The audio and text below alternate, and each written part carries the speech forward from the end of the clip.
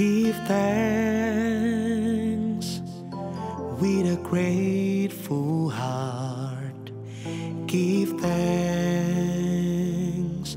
to the Holy One.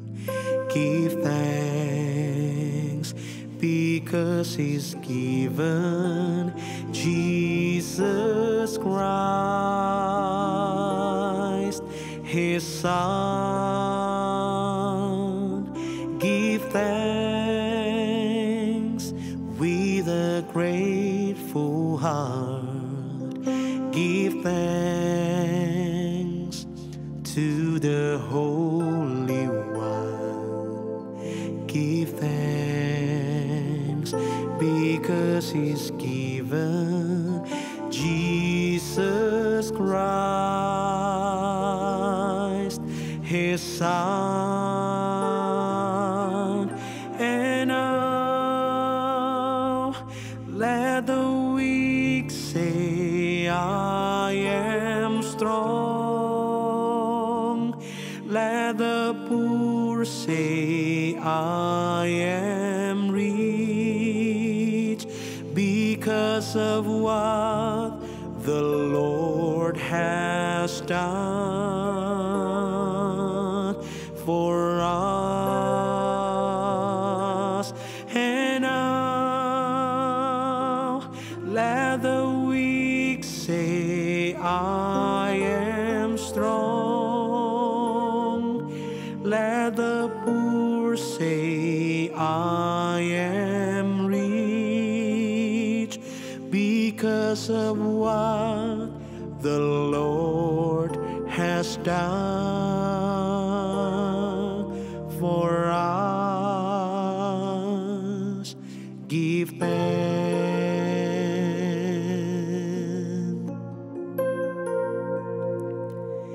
Dengan hati bersyukur pada Allah yang kudus, syukur diberikan pada anaknya Yesus. Kini yang lemah berkata, ku kuat. Yang miskin berkata, ku kaya, karena perbuatannya pada kita. Kini yang lemah berkata, ku kuat. Dan yang miskin berkata, ku kaya, karena perbuatannya pada kita.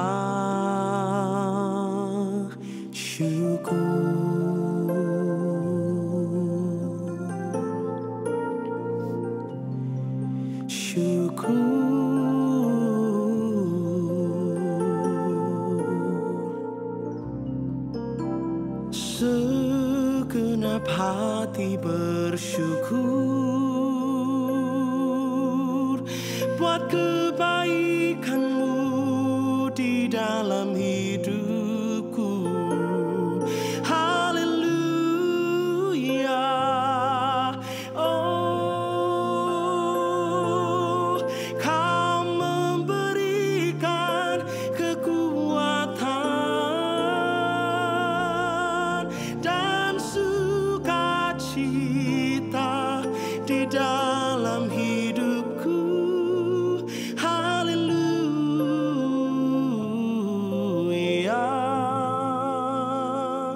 Hatiku bersyukur, hidupku memuji-Mu. Haleluya. Oh.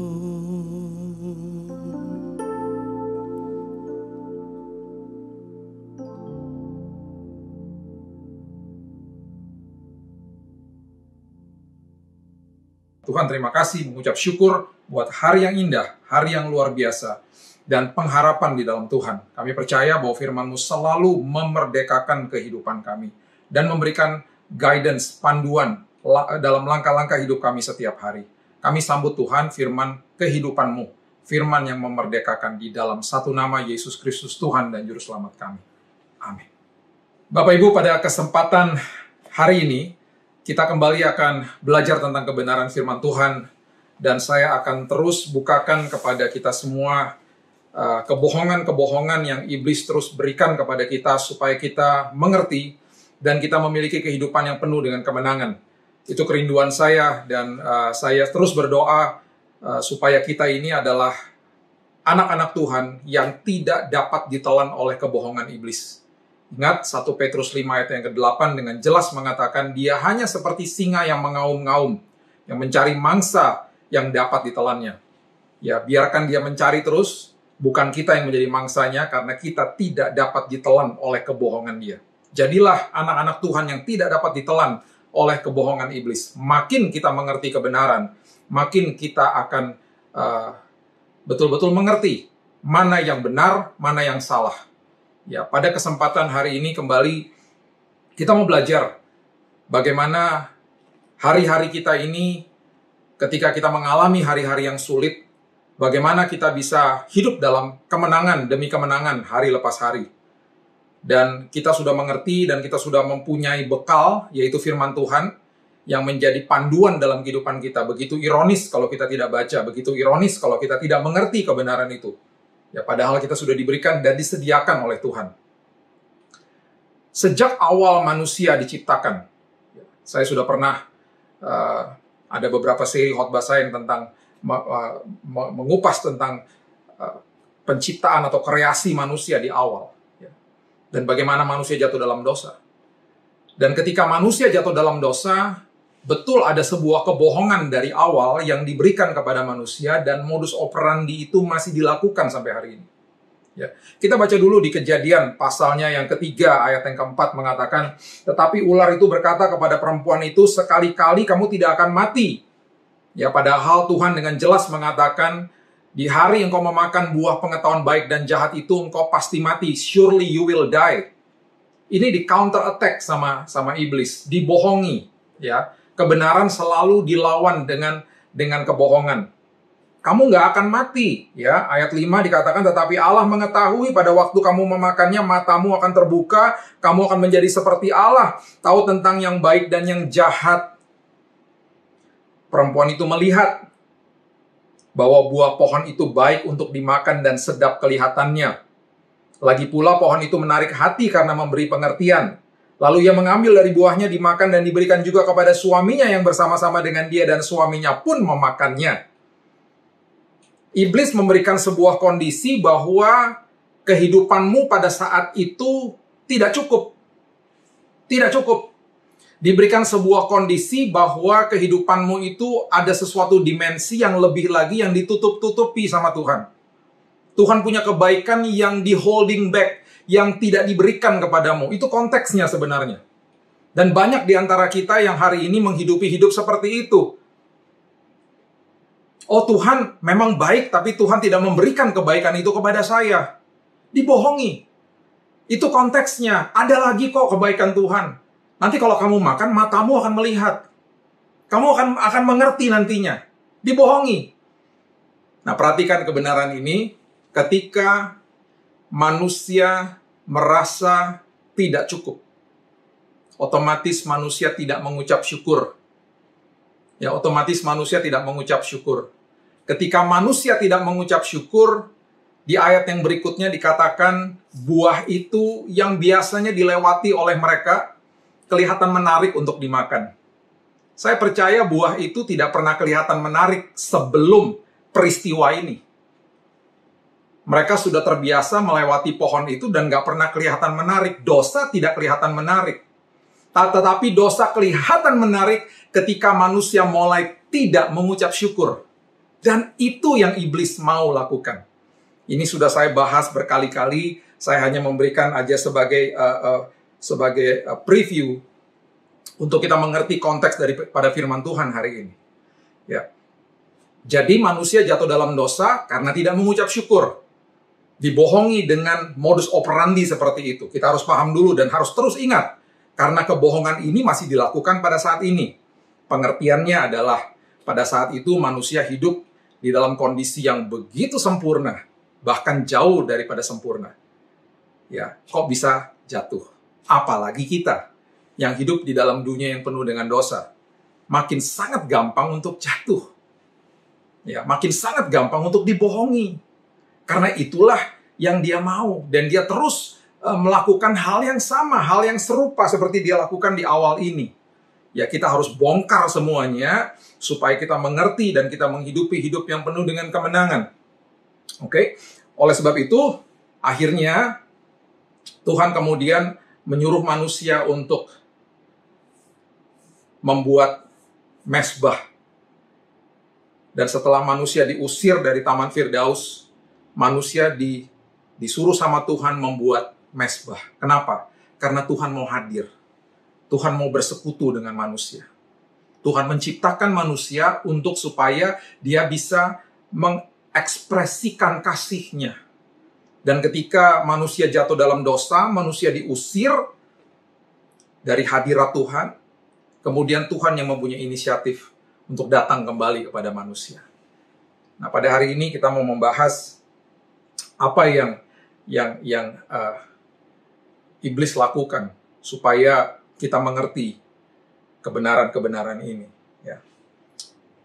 Ketika manusia sudah diusir, dan ketika Tuhan memerintahkan manusia untuk membuat mezbah, supaya hadiratnya turun.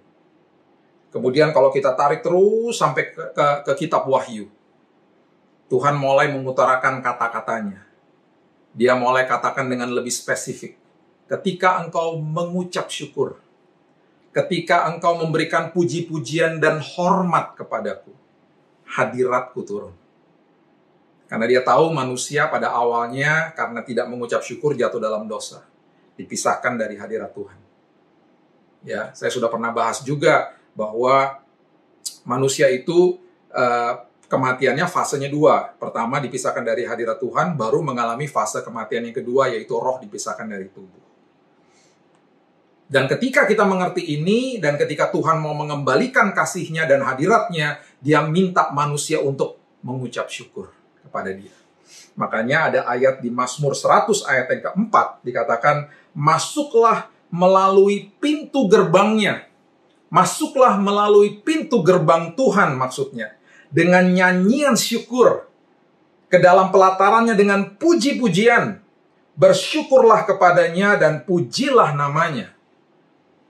Masuk ke dalam pintu gerbang Tuhan. Masuk ke dalam hadiratnya dengan ucapan syukur. Nah, ini yang iblis tidak mau kita lakukan. Kenapa? Karena dia tahu ketika kita mengucap syukur dalam segala hal, kita akan dipertemukan dengan hadirat Tuhan, dan di dalam hadirat Tuhan ada kemenangan, ada kesembuhan, ada perkara besar, ada pemulihan yang terjadi. Dan dia selalu membohongi kita dibuat supaya kita merasa tidak cukup, dan akhirnya hidup kita ini setiap hari tanpa ucapan syukur. Ingat, kita ini selalu dikasih tahu dan diberitahu untuk menyembah Tuhan. Dan kita tahu, kita bangun pagi, kita tahu bahwa, oh, di dalam pikiran kita dan hati kita memang Tuhan adalah Tuhan yang saya sembah. Orang Kristen di dalam pikirannya mengerti hal itu. Tetapi, camkan kebenaran ini baik-baik, Bapak Ibu yang saya kasihi. Penyembahan tanpa ucapan syukur itu adalah penyembahan yang tidak ada dasarnya. Karena fondasi daripada ucapan syukur atau fondasi daripada penyembahan adalah ucapan syukur. Fondasi daripada penyembahan adalah ucapan syukur. Dan ucapan syukur adalah bukti dari iman manusia. Saya ulangi. Penyembahan tidak akan ada artinya tanpa disertai oleh ucapan syukur. Makanya orang banyak yang datang ke gedung gereja atau mendengar khotbah-khotbah online dan kemudian mereka berpikir bahwa mereka sudah menyembah Tuhan. Mereka mulai bernyanyi misalnya. Mereka mulai mengutarakan doanya mungkin kepada Tuhan. Tetapi ketika diisi dengan bersungut-sungut, diisi dengan rasa tertuduh, dan tidak ada ucapan syukur, penyembahannya menjadi kosong. Tetapi ada beberapa orang yang datang kepada Tuhan dengan tangisan dan tidak bisa menyanyi bahkan di gedung gereja. Karena hatinya pedih. Dia menangis karena dia tahu, Tuhan, aku sedang menghadapi masalah besar misalnya. Dengan tangisan dia katakan, aku gak bisa nyanyi Tuhan. Karena seringkali penyembahan disamakan dengan, oh kita bernyanyi untuk Tuhan berarti kita menyembah Tuhan. Bukan.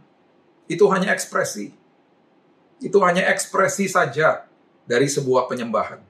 Penyembahan itu mulai dari hati manusia. Dan fondasinya adalah ucapan syukur.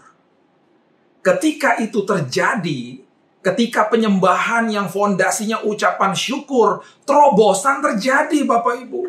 Terobosan terjadi dan ini yang iblis tidak mau kita lakukan. Dia bohongi kita setiap hari. Oke, kita berdoa, dia nggak takut. Kita menyanyi-nyanyikan lagu pujian penyembahan, dia nggak takut. Tetapi ketika kita lakukan itu dengan ucapan syukur, dia bergetar. Karena itu adalah sebuah kunci kita masuk ke dalam pintu gerbang Tuhan. Dan bertemu dengan hadirat Tuhan dan pemulihan terjadi, kesembuhan terjadi. Itu sebabnya dalam apapun suasana kondisi hidup kita, senantiasa mengucap syukur kepada Tuhan. Buat dia bergetar. Dan kita menjadi anak-anak Tuhan yang tidak dapat ditelan dengan kebohongannya. Haleluya. Haleluya. Saya percaya ada yang menonton ini pada saat ini, kesembuhan sudah terjadi karena dari hatimu timbul ucapan syukur walaupun engkau belum mengalami kesembuhan secara fisik. Tuhan, aku menyembah-Mu ya Tuhan, karena hatiku penuh dengan ucapan syukur dan aku tahu bahwa jawaban sedang on the way. Kesembuhan sudah terjadi di atas hidupku. Karena apa? Karena ucapan syukur adalah bukti dari iman.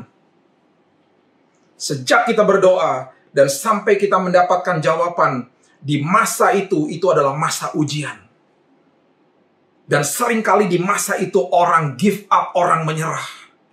Hari ini, katakan kepada Tuhan, aku sudah naikkan doa dan aku akan terus naikkan doa dengan ucapan syukur. Dan di dalam penantianku sampai aku menerima jawabannya, aku percaya aku sudah menerima. Dan di dalam penantian ini, aku senantiasa setiap hari akan mengucap syukur. Karena aku sedang masuk ke dalam pintu gerbang Tuhan dan bertemu dengan hadirat Tuhan. Dan bertemu dengan kesembuhan dan pemulihan yang Tuhan sudah berikan dalam hidup kita. Haleluya. Dan ketika orang itu yang sedang menangis dan tidak bisa bernyanyi, dan dia berseru kepada Tuhan dan hatinya dipenuhi dengan ucapan syukur, orang-orang seperti itu sedang menyembah Tuhan. Orang-orang seperti itu sedang menaikkan persembahan yang luar biasa kepada Tuhan. Dari hati yang hancur pun. Tetapi ketika dipenuhi dengan ucapan syukur, dengan air mata dia katakan, Tuhan terima kasih. Walaupun badanku masih sakit, tapi aku mengucap syukur karena kesembuhan aku percaya sudah aku terima. Tuhan, walaupun aku ada masalah rumah tangga, Tuhan, aku menangis, aku meratap Tuhan, tapi aku mengucap syukur. Kita sedang masuk ke dalam pintu gerbang Tuhan. Dan itu adalah kunci untuk membuka pintu gerbang itu. Bertemu dengan hadirat Tuhan. Haleluya. Haleluya. Bapak Ibu buka bersama-sama saya di Yesaya, pasalnya yang ke-14, ayatnya yang ke-12. Ini adalah gambaran tentang Lucifer. Ya, Lucifer ini, nama-nama ini dijelaskan di Alkitab versi bahasa Inggris.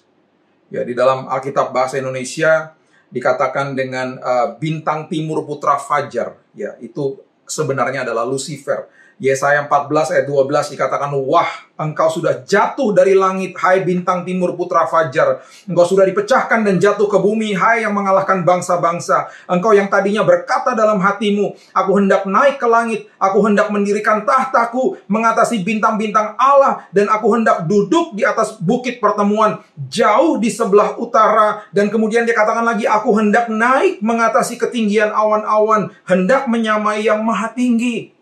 Berkali-kali dia katakan, aku akan naik, aku akan naik, aku akan naik. Itulah kesombongan yang akhirnya membuat Lucifer jatuh dan diusir dari kerajaan sorga. Dan kebohongan-kebohongan ini masih terus dilakukan sampai hari ini. Dan kebohongan-kebohongan ini yang diberikan kepada manusia sehingga manusia sampai hari ini mau untuk melakukan sesuatu yang di luar kehendak Allah dan mengejar hal-hal yang lain yang bukan kebenaran firman Tuhan, dan manusia mulai bangga tentang hal-hal itu. Saya mau naik, saya mau yang lebih unggul, saya mau status saya yang paling baik, saya mau keuangan yang paling banyak, saya mau jabatan yang paling tinggi, saya mau ketenaran, karena di balik itu semuanya ada keamanan bagi saya. Salah. Dan itu sama seperti itu. Sama seperti Lucifer, kenapa dia diusir dari kerajaan surga. Yesaya ayatnya yang pasal yang ke-14 maksud saya. Ayat yang ke-15 mengatakan, sebaliknya ke dalam dunia orang mati engkau diturunkan, ke tempat yang paling dalam di liang kubur. Itu adalah jawaban daripada Tuhan tentang apa yang terjadi tentang Lucifer. Perhatikan Yesaya 14 ayat yang ke-11. Perhatikan ini. Ini adalah alat-alat penyembahan yang diberikan oleh Tuhan kepada Lucifer. Ke dunia orang mati sudah diturunkan kemegahanmu, dan bunyi gambus-gambusmu, ulat-ulat dibentangkan sebagai lapik tidurmu, dan cacing-cacing sebagai selimutmu. Oke, gambus-gambusmu itu apa? Di dalam Alkitab terjemahan NKJV ya, New King James Version, itu dikatakan gambus-gambus itu adalah string instruments. String instruments itu adalah senar. Senar itu adalah dasar daripada alat-alat, salah satu beberapa alat-alat musik. Seperti gitar, bass, piano, itu ada senar-senarnya. Kemudian kalau kita baca lagi di Yehezkiel, apa yang diberikan Tuhan, apalagi alat-alat yang Tuhan berikan kepada Lucifer, Tuhan memberikan ini. Ya. Yehezkiel pasalnya yang ke-28, ayatnya yang ke-13 dikatakan, engkau di Taman Eden, yaitu taman Allah penuh segala batu permata yang berharga, yaspis merah, krisolit, dan yaspis hijau, permata pirus, krisopras, dan nefrit, lazurit, batu darah, dan malakit. Dan tempat tatahannya diperbuat dari emas dan disediakan pada hari penciptaanmu. Oke, tempat tatahannya diperbuat dari emas dan disediakan pada hari penciptaanmu itu di terjemahan bahasa Inggris NKJV itu dikatakan adalah the workmanship of your timbrels and pipes was prepared for you on the day you were created. Jadi ada kata timbrels dan ada kata pipes. Timbrels itu adalah sebuah kata dasar yang mengartikan sebuah tamburin. Dan itu adalah dasar daripada beberapa alat-alat musik seperti perkusi, drum, dan alat-alat yang bisa ditabuh. Dan kemudian dikatakan ada pipes. Pipes itu adalah alat tiup. Kembali itu adalah dasar daripada alat-alat musik seperti saxophone, seperti trompet, flute, ya. Berarti ada 3 dasar daripada alat-alat musik yang Tuhan berikan dan Tuhan tempatkan di dalam Lucifer. Dia memiliki senar, dia memiliki tamborin, dia memiliki alat tiup. Dan itu yang Tuhan berikan. Dan kemudian itu menjadi sebuah lambang daripada sebuah penyembahan kepada Tuhan. Nanti di akhir saya jelaskan, saya kembali kepada kebenaran ini. Di dalam sistem kerajaan surga, itu ada archangels atau malaikat agung. Ketika Bapak Ibu masuk ke dalam gedung gereja atau mengikuti ibadah seperti ini, biasanya kita mendengar firman Tuhan. Firman Tuhan itu malaikat yang menjadi representatifnya, malaikat yang melambangkan sebuah berita sorgawi, good news atau firman Tuhan, adalah Gabriel. Dia yang ditugaskan untuk memberi berita kepada gembala. Kita sudah sering baca di kitab Lukas. Kemudian ketika kita bicara soal ibadah, di situ pasti ada komponen doa. Dan doa ini diwakili oleh malaikat agung yang bernama Michael. Ya, Michael. Michael ini ya, atau Mikael ini adalah malaikat yang disebut di Daniel pasal yang ke-10. Di Daniel pasal yang ke-10 ini dengan jelas sekali dikatakan bahwa ketika Daniel berdoa dan Tuhan mengirimkan malaikatnya untuk dia, malaikatnya sempat tertahan oleh iblis di udara. Dan siapa yang turun? Mikael yang turun. Michael yang turun. Ya, Michael yang turun dan menyelamatkan, dalam tanda kutip mungkin anak buahnya. Dan dia katakan, biarkan saya yang bertempur, kamu turun segera ke Daniel. Dan itu yang dilakukan.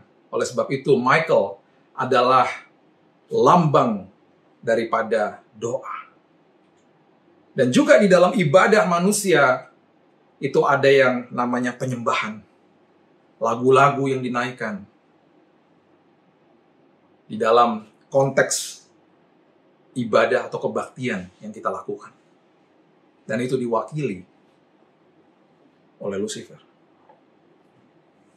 Karena dia memiliki dasar-dasar daripada penyembahan itu sendiri. Dan di dalam tubuhnya sudah diberikan alat-alat musik yang tadi sudah kita bahas.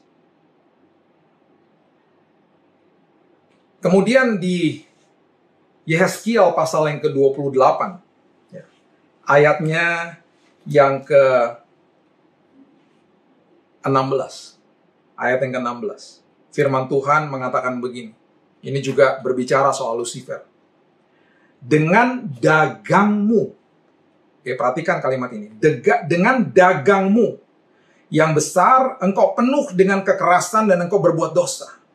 Maka aku buangkan engkau dari gunung Allah dan kerub yang berjaga membinasakan engkau dari tengah batu-batu yang bercahaya.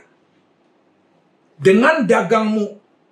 Salah satu kesalahan besar dia bukan sekedar dia sombong, dia juga berdagang. Maksudnya kata berdagang adalah merchandising di dalam bahasa Inggrisnya. Dan arti kata ini sebenarnya analoginya adalah begini. Misalnya, saya ini seorang SPG di dalam sebuah toko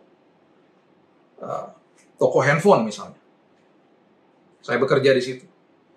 Ada seorang customer datang kepada saya dan kemudian saya katakan, oh harga handphone ini 2 juta misalnya. Kemudian customer itu membeli barang itu dan kemudian dia berikan kepada saya uang 2 juta. Uang 2 juta itu bukan punya saya karena saya adalah staf yang bekerja di toko itu. Uang itu kepunyaan tokonya. Punya ownernya. Selayaknya saya mengambil uang 2 juta itu dan harusnya saya masukkan ke dalam cash drawer. Saya setorkan semuanya. Ini tidak. Saya masukkan 1,5 juta, 500 ribunya saya ambil buat saya. Itu adalah arti daripada kata dagang yang ada di ayat ini. Merchandising yang ada di ayat ini. Maksudnya apa? Mencuri kemuliaan Tuhan sebenarnya. Mencuri. Dia mau supaya hidupnya dipandang justru dia yang disembah. Oleh sebab itu, makanya ketika iblis mencobai Yesus di Matius 4 ayat yang ke-8, dikatakan, dan iblis membawa Yesus pula ke atas gunung yang sangat tinggi, memperlihatkan kepadanya semua kerajaan dunia dengan kemegahannya. Dan kemudian ayat 9 dikatakan, dan berkata kepada Yesus, semua itu akan kuberikan kepadamu jika engkau sujud menyembah aku. Pada hari-hari ini, dia tidak akan datang ke kita semua sebagai orang-orang percaya untuk kita menyembah dia. Oh, kita pasti tidak mau. Tapi dia akan sodorkan uang. Dia akan sodorkan ketenaran. Dia akan sodorkan status. Dia akan sodorkan hal-hal seperti itu. Dan dia ada di belakangnya. Dan tanpa kita sadar, kita mengejar hal-hal itu. Karena apa? Kita merasa tidak cukup. Kita mulai orientasi kita, uang, ketenaran, kekuatan sendiri. Sudah terbukti pada zaman-zaman yang sulit ini, uang, jabatan, dan apapun tidak bisa membeli kesehatan. Tidak bisa. Tanpa kita sadari, apapun yang kita kejar, itu menjadi Tuhan kita. Apapun yang kita kejar, tanpa kita sadari, kita sembah. Kita sembah. Dan itu yang dimaksudkan dengan ayat ini, dagang, merchandising. Jadi yang pertama, dia membohongi kita, supaya kita merasa tidak cukup dan kita tidak mengucap syukur. Yang kedua, dia mulai mengalihkan perhatian kita, untuk kita bukan menyembah Tuhan, kita menyembah yang lain. Dan di belakang itu semuanya ada dia. Dan itu sebabnya manusia akhirnya tidak mengucap syukur. Di dalam kondisi manusia ketika bersuka, manusia cari uang, manusia kejar jabatan ketenaran. Akhirnya manusia terikat dengan itu. Di dalam duka pun juga begitu. Ketika manusia mengalami penyakit, mengalami masalah dan lain sebagainya, dia mulai mengalihkan atensi manusia kepada apa yang dia mau berikan kepada manusia yang bukan kebenaran firman. Dia mulai katakan, Tuhan tidak memberikan kebaikan, tidak memberikan kesembuhan bagimu. Dia mulai alihkan kepada hal-hal yang lain. Dan akhirnya manusia apa? Ketakutan. Saya sudah katakan berkali-kali, takut itu normal, ketakutan itu yang tidak normal. Takut itu biasa, semua manusia mengalami takut. Tapi ketakutan itu yang tidak boleh. Berarti manusia itu atau anak Allah itu tidak mengerti firman Tuhan. Dia mulai mengalihkan, dia mulai tuduh. Akhirnya kita hidup di dalam ketakutan. Bapak Ibu yang saya kasihi di dalam Tuhan, ketika manusia jatuh di dalam dosa, manusia betul dipisahkan dari hadirat Tuhan. Tapi Tuhan sudah mati bagi kita. Dan Tuhan sudah memberikan kunci kepada kita untuk membuka pintu gerbangnya. Dan menghampiri hadiratnya dan menerima semua kemenangan-kemenangan yang dia sudah siapkan bagi kita. Kuncinya adalah ucapan syukur. Kuncinya adalah ucapan syukur. Mungkin iblis mengatakan bahwa, oh, saya sudah dilempar dari surga. Berarti engkau sudah tidak ada lagi alat-alat musik yang kau berikan kepadaku, sekarang kau sudah tidak punya. Saya tersenyum ketika membaca proses kreasi, ketika Tuhan menciptakan manusia dari debu. Dan apa yang Tuhan lakukan kepada kita semuanya. Saya sudah janji tadi saya akan kembali ke dalam kebenaran itu. Kita juga diberikan 3 dasar alat musik. Iblis, Lucifer diberikan senar. Kita diberikan pita suara. Itu senar. String instrument. Iblis diberikan alat tiup. Kita diberikan air, udara yang kita breathe out. Jadi ketika pita suara bercampur dengan udara itu, kita mengucapkan kata-kata ucapan syukur kepada Tuhan. Iblis mulai gemetar. Karena ada pita suara dan udara atau alat tiup yang kita pergunakan untuk menyembah Tuhan. Dan kemudian tamborin yang dia berikan kepada iblis, Tuhan juga berikan kepada kita ketika kita bisa bertepuk tangan. Itu sebabnya ketika saya mengucap syukur di dalam doa-doa saya menggunakan 3 dasar alat musik yang Tuhan tempatkan dalam hidup saya. Setiap hari ketika berdoa, saya katakan, Tuhan terima kasih. Saya utarakan dengan kata-kata saya yang keluar dari mulut saya, menggunakan pita suara dan udara yang keluar. Karena apa? Karena ayat terakhir ini saya bagikan, Yohanes 4, ayatnya yang ke-22 sampai 24 mengatakan, kamu menyembah apa yang tidak kamu kenal, kami menyembah apa yang kami kenal, sebab keselamatan datang dari bangsa Yahudi. Tetapi saatnya akan datang dan sudah tiba sekarang bahwa penyembah-penyembah benar akan menyembah Bapa di dalam roh dan kebenaran. Di dalam roh dan kebenaran. Sebab Bapa menghendaki penyembah-penyembah demikian. Allah itu roh, dan barang siapa menyembah dia harus menyembahnya di dalam roh dan kebenaran. Kebenarannya itu apa? Kebenarannya adalah ucapan syukur. Harus menyembah dia di dalam roh. Rohnya itu huruf kecil. Rohnya itu berarti identitas kita. Menyembah dia dengan semua apa yang Tuhan berikan dalam hidup kita. Menyembah dia di dalam pekerjaan saya. Menyembah dia di dalam status dan hubungan saya dengan suami atau istri dan keluarga saya. Menyembah Tuhan di semua aspek kehidupan saya. Dan kebenarannya adalah ucapan syukur. Itu sebabnya iblis benci sama kita. Karena posisinya sudah dipecat. Dia tidak ada lagi di situ dan posisi itu kosong. Makanya Tuhan mengatakan, aku mencari penyembah-penyembah yang menyembah aku di dalam roh dan kebenaran. Di dalam roh atau identitas yang benar dan di dalam kebenaran, yaitu ucapan syukur. Karena ucapan syukur adalah dasar daripada penyembahan.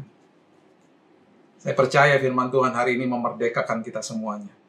Jika engkau sakit pada hari ini dan kau belum melihat kesembuhan terjadi, katakan kepada Tuhan, terima kasih Tuhan, bahwa aku sudah menerima kesembuhan. Katakan dengan iman. Karena apa? Ucapan syukur adalah dasar daripada penyembahan. Dan ucapan syukur adalah bukti dari iman kita. Tuhan terima kasih. Walaupun aku tetap melihat ada masalah di depanku. Ada masalah rumah tangga, masalah keuangan dan lain sebagainya. Tapi aku percaya Tuhan sudah menjawab doaku dan aku sudah menang. Aku berdoa dari posisi menang. Karena aku sudah menang. Dan aku ketika mengucap syukur, aku sedang membuka pintu gerbang Tuhan. Dan masuk ke hadiratnya. Dan di dalam hadiratnya kesembuhan terjadi. Pemulihan terjadi. Pertobatan terjadi. Breakthrough, terobosan terjadi bagi kita. Terimalah firman kehidupan ini. Dan hiduplah di dalam kemenangan. Dan di dalam kebenaran yang agung. Jemaat yang saya kasihi. Mari kita tundukkan kepala, kita berdoa dan kita menerima berkat daripada Tuhan. Tuhan, hamba-Mu percaya firman Tuhan pada malam hari ini untuk jemaat-Mu yang dikasihi oleh Tuhan. Firman-Mu sudah diberitakan dan kami sudah menerima kebenaran. Dan oleh sebab itu Tuhan, kami akan maju dengan ucapan syukur. Karena kami tahu ucapan syukur itu membuka pintu gerbang Tuhan. Dan kami masuk ke dalam hadirat Tuhan. Dan kami menerima perkara besar yang Tuhan sudah siapkan bagi kami. Walaupun kami belum lihat, tapi ucapan syukur adalah bukti dari iman. Ucapan syukur adalah fondasi daripada penyembahanku. Dan aku akan melihat breakthrough terobosan terjadi Tuhan. Oh, hatiku mengucap syukur dan bersuka cita Tuhan. Karena aku tahu ketika aku melekat kepada sumber atas segala sumber, perkara besar sudah disiapkan bagiku. Yang sedang sakit, aku percaya Tuhan pada saat ini ketika siapapun yang menonton ini Tuhan, kesembuhan sudah terjadi dalam nama Yesus. Kesembuhan sudah terjadi dalam nama Yesus. Terjadilah sesuai dengan iman-Mu. Haleluya. Kasih karunia cukup bagi Engkau. Terima kasih Tuhan, terima kasih. Sebelum kami mengakhiri Tuhan ibadah pada saat ini, pada malam yang indah ini Tuhan, kami siap menerima berkat daripada Tuhan sendiri. Kita angkat kedua belah tangan kita. Diberkatilah keluar masuk-Mu. Engkau akan terus naik dan tidak turun menjadi kepala, bukan menjadi ekor. Lumung-lumung-Mu diisi penuh oleh Tuhan dan apapun yang Kau kerjakan dibuat berhasil oleh Tuhan. Dan apapun yang terhilang di musim pandemi ini, Tuhan siap menggantikan dan sudah menggantikannya berkali-kali lipat. Penyertaan perlindungan Tuhan, kesembuhan dan kesehatan melengkapi hidupmu. Dan juga sukacita, damai sejahtera, hikmat ilahi ada di dalam hati dan pikiranmu dari hari ini sampai Maranatha Yesus datang kembali. Terimalah berkat ini dan jadilah berkat dimanapun Tuhan tempatkan hidupmu. Di dalam satu nama Yesus Kristus, Tuhan dan Juru Selamat kami. Kami sudah berdoa dan mengucap syukur. Kita sama-sama katakan, amin. God bless you.